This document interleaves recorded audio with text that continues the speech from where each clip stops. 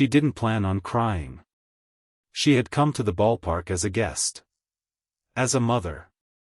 As someone watching her son do the thing he had worked his entire life to do, on a stage bigger than anything their family had ever stood close to before. She had told herself she would hold it together. She had probably said those exact words to someone before leaving the house that evening. She did not hold it together. And the reason she didn't, the reason the tears came when they did, in the way they did, had nothing to do with the game.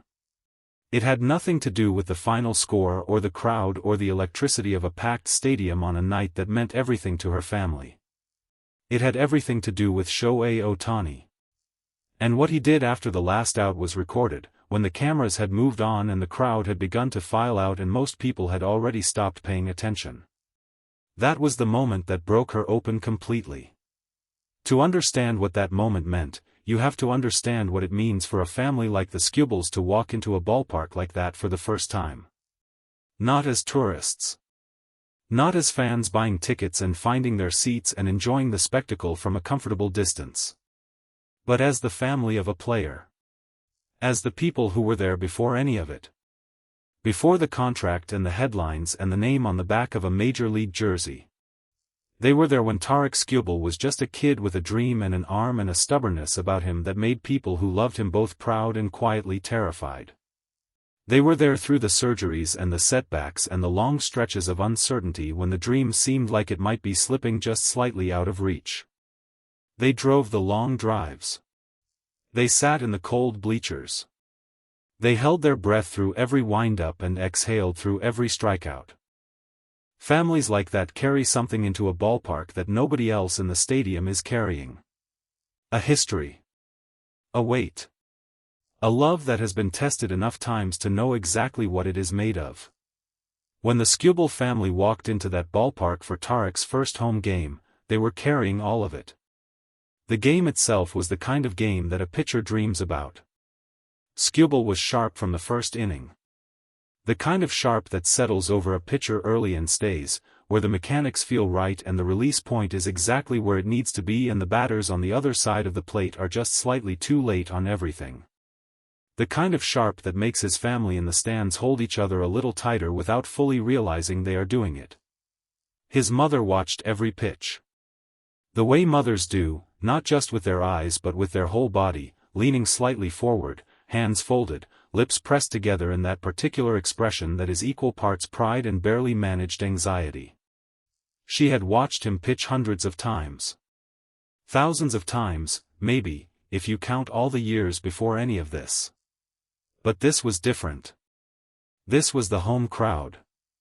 This was the stadium he would call his own. This was the first time she had watched him walk out to that mound as a Dodger, in that uniform, carrying all of that expectation on his shoulders. And he delivered. Every inning he worked felt like confirmation of something the people who loved him had always known. That he belonged here.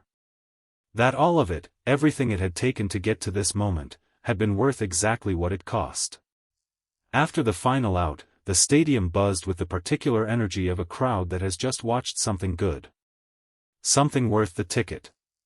The kind of energy that lingers in a ballpark long after it should have dissipated, following people out through the gates and into the parking lot and all the way home. But the Skubal family wasn't going to the parking lot. They were going to see Tarik. What happened in that meeting, in the space between the dugout and the tunnel, in that brief charged window where players and their families find each other after a game, started the way these moments always start. With embraces.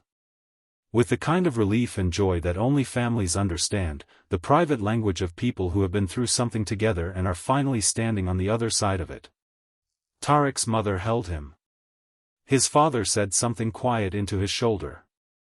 The kind of thing fathers say at moments like that, short, direct, the compressed weight of years in just a few words. And then Shohei Ohtani appeared. He hadn't been summoned.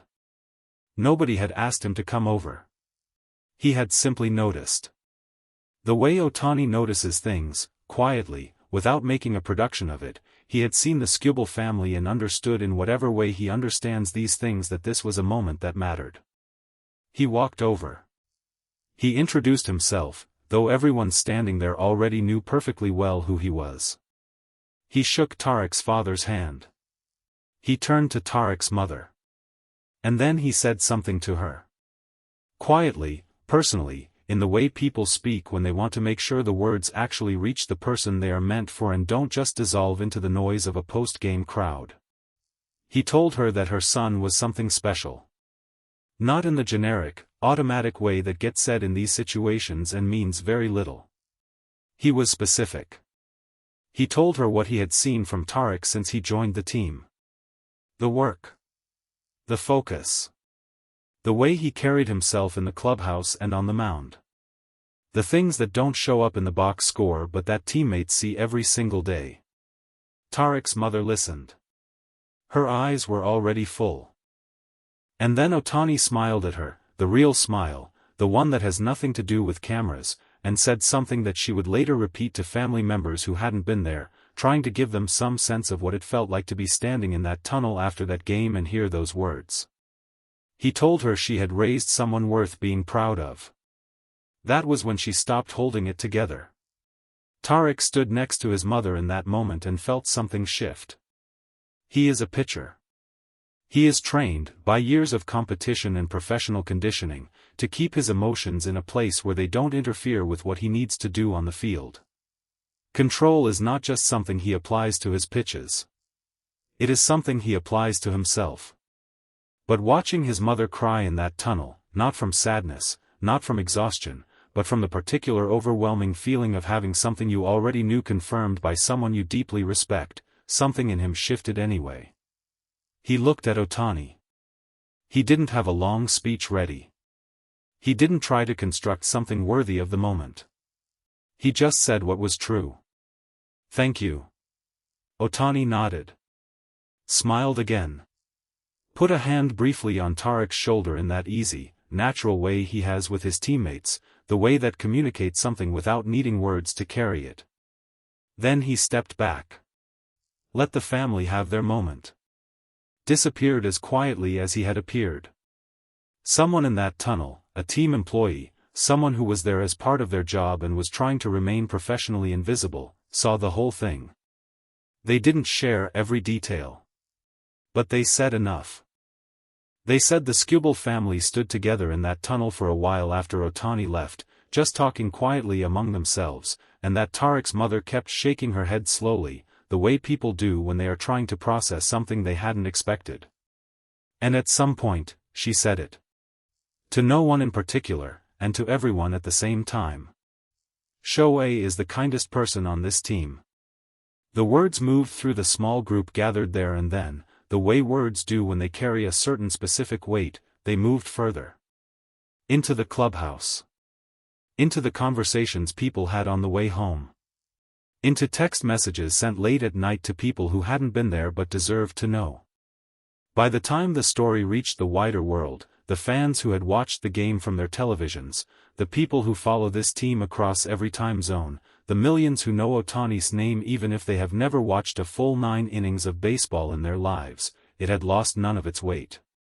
If anything, it had gained more.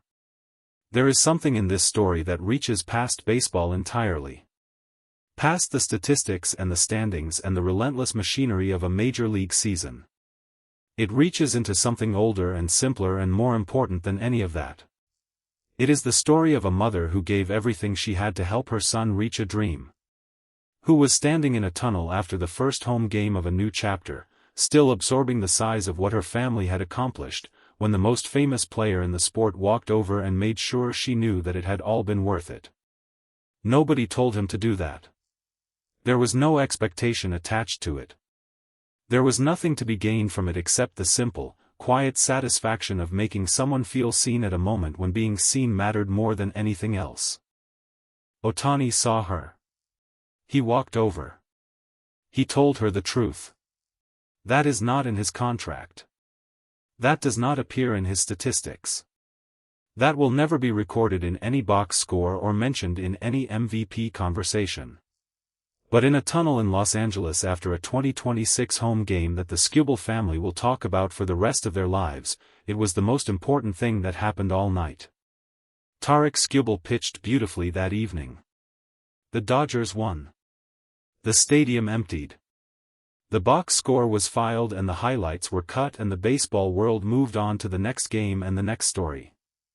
But Tarik's mother stood in that tunnel with her eyes full of tears and her heart completely open, and somewhere in the noise and joy of that post-game crowd, she found the words that everyone who heard them already knew were true. Shohei, you are the kindest person on this team. And Ohtani, already walking away, already giving the moment back to the family it belonged to, smiled once more over his shoulder. And kept walking. That was Ohtani. Just Ohtani. And somehow, that was enough.